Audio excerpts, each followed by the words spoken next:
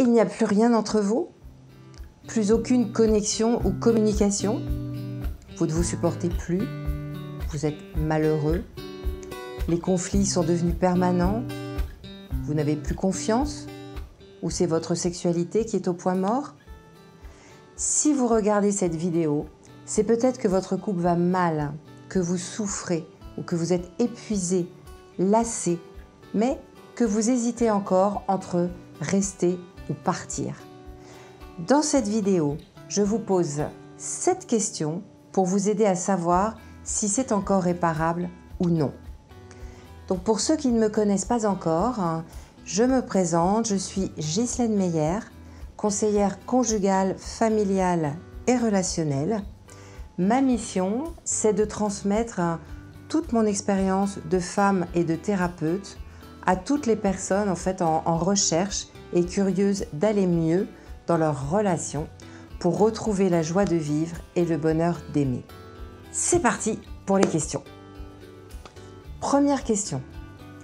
Êtes-vous attiré par quelqu'un d'autre? Si vous ressentez une attirance pour quelqu'un d'autre que votre conjoint, vous avez en fait 2 choix possibles. Soit vous allez décider de donner de la place à cette relation qui deviendra donc extra-conjugale et qui pourra effectivement précipiter une séparation. Soit vous allez décider de rester avec votre conjoint et de vous donner tous les moyens de sauver votre couple en consultant un thérapeute qui vous aidera à mettre en place les moyens de le garder vivant. Deuxième question. Est-ce que vous restez seulement pour les enfants? Posez-vous cette question. Parce que parfois, en raison de nos valeurs ou de la peur du regard ou du jugement de notre famille ou des autres, eh bien on va choisir de se sacrifier et de rester ensemble coûte que coûte pour ne pas faire souffrir les enfants. Mais est-ce que c'est une bonne chose? Quel modèle de couple allez-vous leur transmettre en vous sacrifiant alors que vos sentiments sont morts? Et puis, est-ce que c'est une bonne chose de leur faire subir au quotidien vos conflits conjugaux permanents ou bien cette lourdeur ambiante permanente elle aussi? Eh bien, moi je pense que la réponse est non. Cela peut être très violent pour eux et même plus que destructeur qu'une séparation. En revanche, vous pouvez faire le choix de décider en conscience de rester ensemble si vous n'êtes pas encore prêt à renoncer à votre vie de famille. Dans ce cas, il est important d'accepter votre conjoint, l'autre, comme il est, en formulant à 2 un contrat parental et non plus conjugal. Et là, vous pourrez écrire ensemble, entre vous, ce qui est acceptable ou ce qui est inacceptable pour chacun.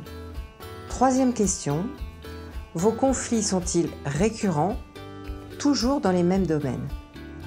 Les conflits, c'est normal, ils sont normaux et positifs dans un couple si nous savons gérer nos désaccords et communiquer, ce qui est malheureusement rarement le cas. Mais est-ce que vous avez déjà observé que ce sont toujours les mêmes questions qui fâchent entre vous? Et dans quel domaine? Est-ce que c'est dans le domaine de l'argent, de l'éducation, dans les loisirs, la belle famille, la sexualité? Ces conflits sont en fait insolubles parce qu'ils touchent une partie affective et sensible à l'intérieur de chacun qui entraîne une réaction gagnant-perdant. Ils vont toucher vos valeurs personnelles et il y en a toujours un qui va vouloir convaincre l'autre. Donc, est-ce que vous avez déjà pris le temps de discuter de ces sujets qui sont à la source de très nombreuses disputes pour essayer de trouver un compromis ensemble? Parce qu'on ne peut pas changer l'autre. On ne peut pas non plus exiger quelque chose de l'autre. Il faut donc apprendre à lâcher ce qui peut l'être. Donc dans un couple, pour que chacun se sente respecté, on doit accepter que l'autre fonctionne tout simplement différemment et qu'il ne va pas vouloir sans cesse lui imposer des règles du jeu. Donc, laissez-le faire à sa façon, sinon le cercle restera vicieux et tournera donc en boucle et vos problèmes resteront insolubles. Quatrième question. Est-ce que vous êtes capable de voir encore du positif dans l'autre? Est-ce que vous êtes capable de prendre de la hauteur sans vous focaliser uniquement sur les défauts de l'autre, sur tout ce qui vous énerve en lui, en elle, sur tout ce qui est devenu insupportable. Êtes-vous capable de prendre de la hauteur pour voir encore chez lui ou chez elle certaines qualités, des services qu'il vous rend ou qu'elle vous rend, des choses positives qu'elle fait ou qu'elle dit?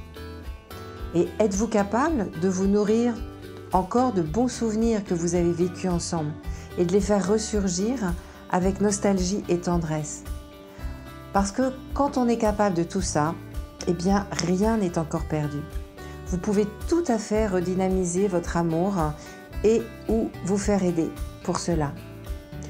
Quand en revanche ce n'est pas le cas, eh bien c'est souvent que la relation a été trop abîmée ou que vous réagissez trop tard et qu'en fait il n'est plus possible de guérir les blessures relationnelles pour rebondir. 5e question, avez-vous encore suffisamment ensemble de valeurs communes?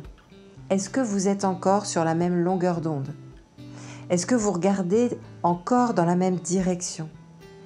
La question des valeurs, en fait, elle est essentielle pour déterminer si oui ou non on veut continuer à aimer notre partenaire. Donc posez-vous les questions suivantes. Quelles sont mes valeurs et quelles sont nos valeurs communes? Quelles sont les valeurs que nous voulons transmettre à nos enfants? Si vous vous retrouvez sur des points fondamentaux, il va être possible de construire un nouveau couple. Mais si, en revanche, vous n'aspirez plus du tout à la même chose, que vous êtes devenus en fait trop différents sur de nombreux domaines et que vous vous êtes trop éloignés, eh bien, ça ne va pas marcher. 6e question, êtes-vous capable de vous projeter encore dans le temps? Est-ce que vous partagez encore des rêves avec votre partenaire? Avez-vous un projet de vie? Avez-vous encore un projet commun? Est-ce que vous voyez encore avec lui? Est-ce que vous voyez encore avec lui quand vous vous projetez dans le temps, dans l'avenir? Par exemple, comment vous vous voyez dans 1 an ou dans 5 ans? Et même dans 10 ans, est-ce que ça aura changé? 7e et dernière question, avez-vous encore de l'énergie pour investir dans votre couple? Parfois, il suffit de se rappeler des moments vécus ensemble pour retrouver l'espoir et puis recharger le réservoir affectif du couple.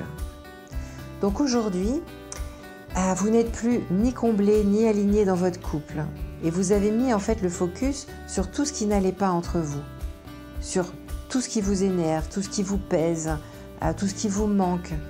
Or, on le sait, tout ce sur quoi on porte notre attention va se renforcer. Donc ma proposition, c'est de vous dire, et si vous faisiez l'inverse? C'était comment quand vous vous êtes rencontrés? Pourquoi est-ce que vous êtes tombé amoureux de votre conjoint?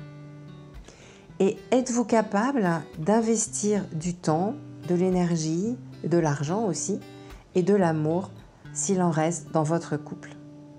Êtes-vous capable de vous engager pour ça? Et à combien de pourcents est-ce que vous vous sentez capable? Est-ce que c'est plutôt 10, 20, 50 ou non? Est-ce que vous avez encore plein d'énergie pour vous booster à 200%? Parce que pour reconstruire un couple saison 2, il va falloir vous engager à fond. Il va falloir que vous soyez prêts tous les deux à vous remettre en cause, donc à faire amende honorable et peut-être à vous faire aider par un professionnel de la relation. Est-ce que vous vous sentez prêt à ça?